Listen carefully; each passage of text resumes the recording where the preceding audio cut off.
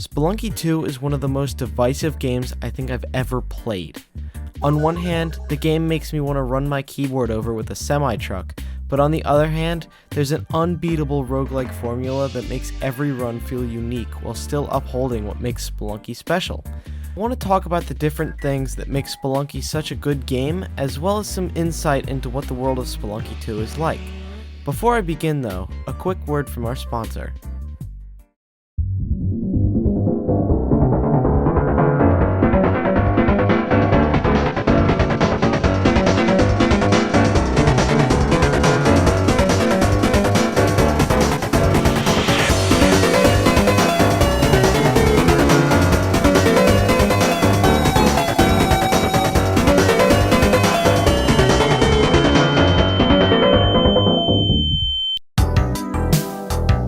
There are many things that make Spelunky stand out from other games.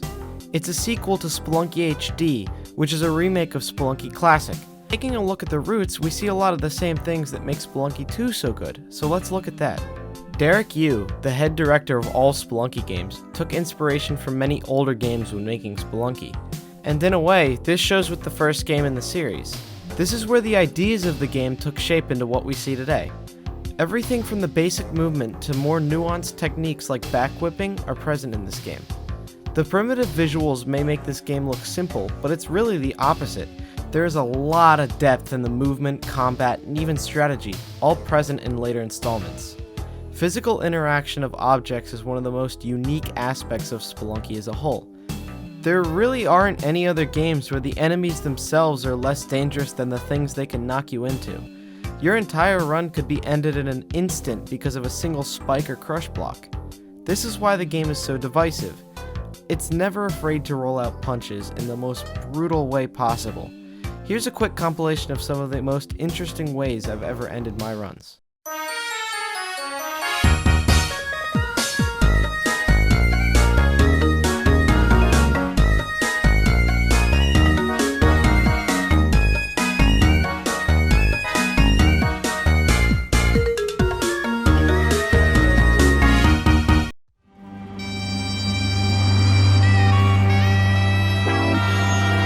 As you can see, this game can get very rough at points.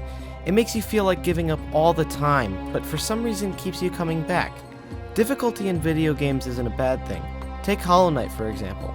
The boss fights in this game, for the most part, are incredibly difficult. However, they all challenge the player in a way that tests their skill. No death feels unfair, but simply a fault that needs to be fixed. Spelunky 2 is exactly the same. Sure, all of the deaths look unfair, but in each and every one of these, I made a bad decision that ended my run. Spelunky is about using your knowledge of how the world interacts with itself and using it to your advantage, because if you don't, it will take advantage of you. Spelunky 2 is a wonderful example of a challenging game that does challenge right. Adam Millard, the architect of games, made a wonderful video on this exact topic, but I'll quickly summarize it now. The game creates optional difficulty by using items around each level that each serve different purposes. This is a damsel. Normally in games, all you have to do to get health is walk into an item that sits on the ground for you. Spelunky handles this differently. You only start each run with 4 health, but the damsel will increase this by 1. There's a catch though. They have to be escorted to the exit for the healing to work. This sounds easy until you realize how hard it is. Want to carry another item? You'll have to juggle items to the exit. The problem is that pets have a very strange tendency to get themselves killed. This renders them pretty much useless except for sacrificing, which I'll talk about later. Another example of this granular difficulty, as Adam Millard calls it, is the ghost pot. This contains a diamond worth 5,000 bucks. At the same time, however, it immediately spawns the ghost, a slow-moving, insta-killing wall that normally spawns at 3 minutes into a level. This happens no matter where the timer's at, and the pot is very easily broken by enemies and traps. It's up to you to decide if the risk is worth the reward.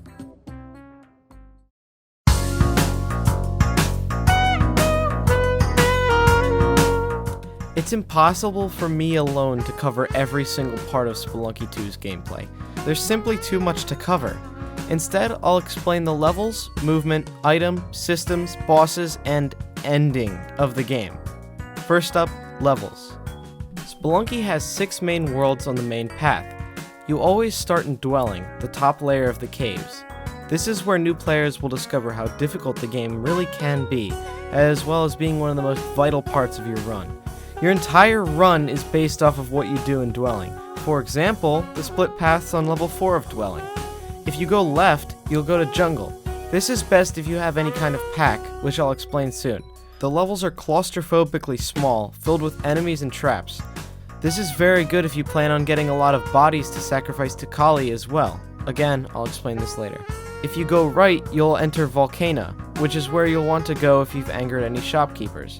This is because in Jungle there's a black market, which is pretty much essential if you decide to go jungle, but very difficult to rob because of the pure amount of shopkeepers. You'll want to avoid Volcana if you have any pack though, because all of them will instantly explode and kill you if you take any fire damage. The place is much more cavernous, but also filled with insta-killing lava. You may notice I'm saying insta-kill a lot, because eventually you'll come to find that a lot of things just end your run no matter how far you are. In Dwelling, there's an item called the Ujat Eye, found in a chest on either 1-2 or 1-3. This is also a deciding factor in your run.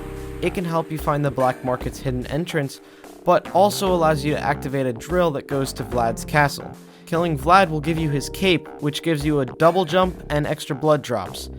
This item is extremely valuable, so I usually find myself going there. But either one is a good option. Once you beat the World 2 of your choice, it's time to fight Olmec. I won't tell you how to beat him, but here you're presented with another branching path. You have a choice between Tide Pool, a much calmer area, and Temple, a brutal hellscape, with a shiny city. After this, you make your way to Neo Babylon, the hardest area in the game. Seriously, the amount of crap on my screen right now is about to give me a seizure. You have to watch every single tile you walk on because something could randomly kill you. After this, you get to the next boss of the run, Tiamat. Beating her gives you the basic ending. Congratulations, you've come nowhere close to getting the true ending of the game. In reality, the true ending is a brutal gauntlet of 99 whole levels, each more difficult than the base game. This also includes 2 whole worlds I didn't even mention, as well as 3 other bosses. The only reason I'm not talking about these with more depth is because I haven't done it. I barely beat the base game, so trying this is probably a stretch for me. Only most dedicated Spelunky players have beat it. Anyway, I think that's it for the worlds. Let's talk a little bit about the movement.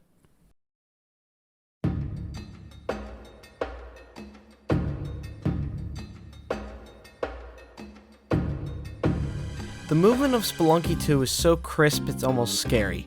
Moving around feels almost freeform with how well it works. The main reason for this is its responsiveness. There isn't actually much technique at play here, just all the stuff you'd expect. Sure, it feels really good on its own, but where movement peaks is with mobility items. Mobility items, which almost always come in the form of backpacks with one exception, allow the player to traverse each level much more efficiently.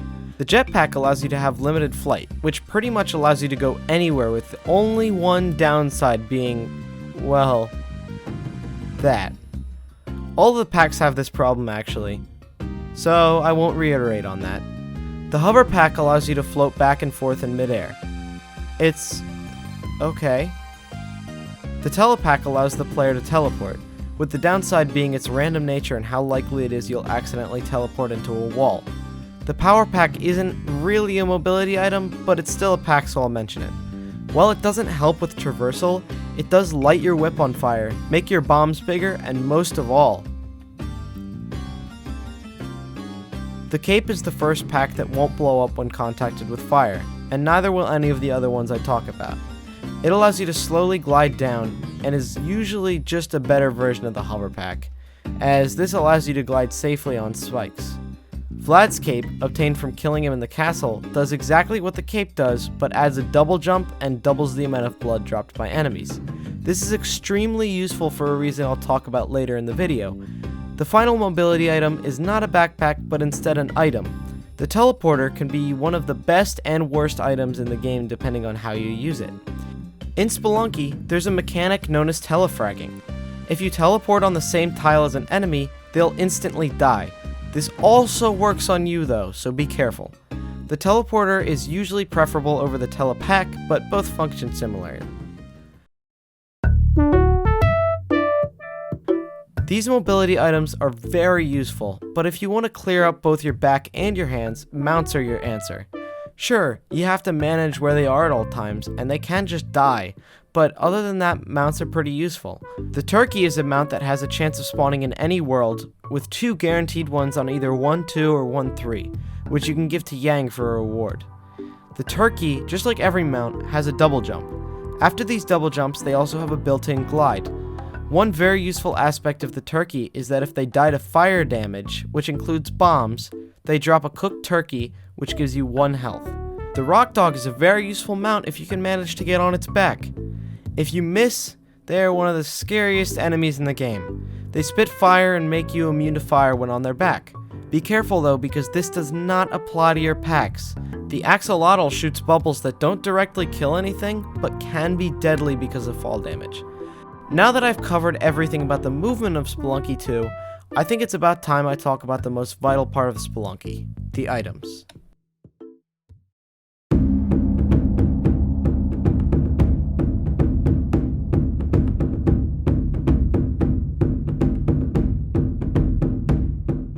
I already talked about the packs and mounts of the game, so let me cover the rest of the items. First up are the resources. Bombs and ropes are the 2 items necessary to navigating a Spelunky level. If given a choice, it's usually a better idea to take bombs, as they are necessary for destroying tiles, while ropes can be replaced with jetpacks or other items. Pretty simple stuff. Passive items are buffs that you can collect through a run that permanently buff you for the rest of the run. Haste, for example, makes your bombs stick to walls and enemies. This is pretty much strictly a buff. The skeleton key allows you to open any locked door, again, strictly a buff. These kinds of items are my personal favorite because you don't have to worry about using them up. Health items are pretty simple. They give you health on pickup. No more needs to be said. Weapons aren't technically necessary, but they are a great help in pretty much every situation. Killing is necessary for the most part, as enemies tend to be in the worst places possible. By default, the player starts out with a trusty whip. This does 1 damage and cannot hurt things when they're stunned, but it can still knock them down. This is the player's most vital tool, and while technically not being an item, still needs to be mastered. Back whipping is probably the most useful technique. It allows you to whip things above you on ledges, quickly behind you, or just in general for attacking. Front whip is still useful, however, as it's really good at arrow whipping in tight spaces. Most of the actual weapons in this game tend to shoot. All of them have unlimited ammo, so shoot to your heart's content. They're all very useful. My personal favorite is the plasma gun, because, well, I think that about covers it for all the items of Spelunky 2, but there is one that I didn't mention that might just be the most useful.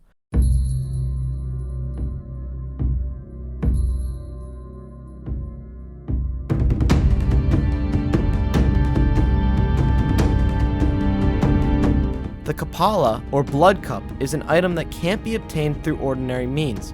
To get it, you need to sacrifice bodies to the goddess Kali. When sacrificing either a live or dead body to Kali, you gain a certain amount of favor points. The only way to lose these points is to bomb an altar, but this is usually a bad idea as it has various debuffs depending on how many you destroy. Anyway, you get the idea. Sacrifice for favor. A living damsel will grant you 8 favor. A live mount will give you 2, a live player or helping hand will give you 6, a live enemy will also give you 2, and a dead shopkeeper or NPC will give you 3. You can live sacrifice the shopkeepers, but it's extremely difficult. Once you reach 8 favor, you will receive a certain passive buff item that you don't already have.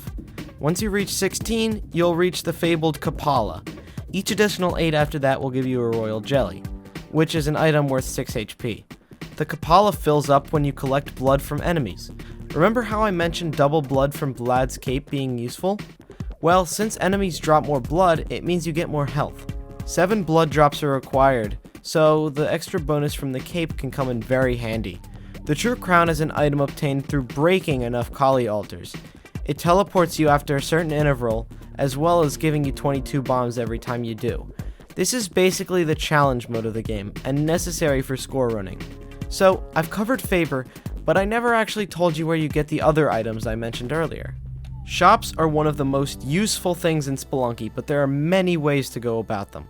Of course, you could just collect the money around the map and pay for things, and sure, that's one way to play. Instead, I opt to either rob or kill the shopkeepers. This means I can save my hard-earned cash. Unfortunately, this doesn't go without consequence.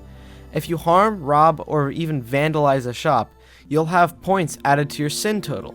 This passively decreases by 1 after each level, meaning if you rob a shop, giving you 2 sin, in 2 levels you'll be forgiven, and all shops are safe again.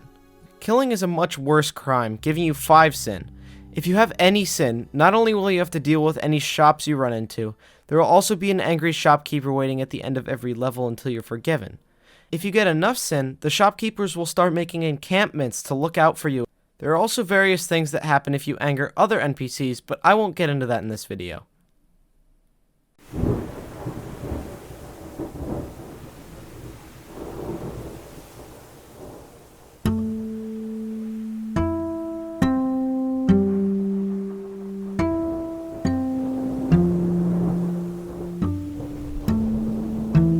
Spelunky 2 is a perfect predecessor to the first 2 games.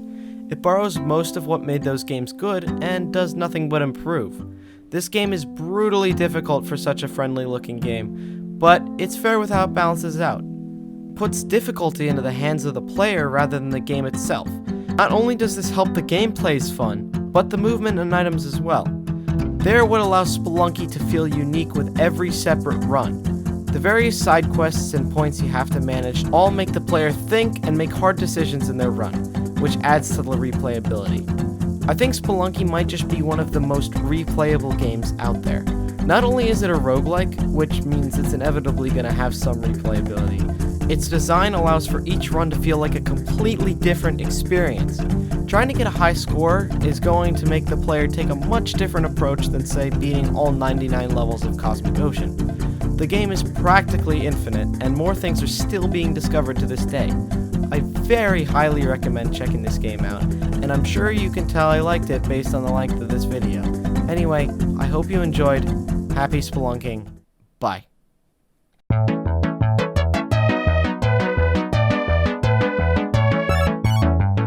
Wow, it's been a bit. I don't know what it is, but sometimes video scripts just don't magically get typed. This one took me 2 days to write, which is surprising for its length. I barely scratched the surface of the game's mechanics, but honestly, you need to just discover them for yourself.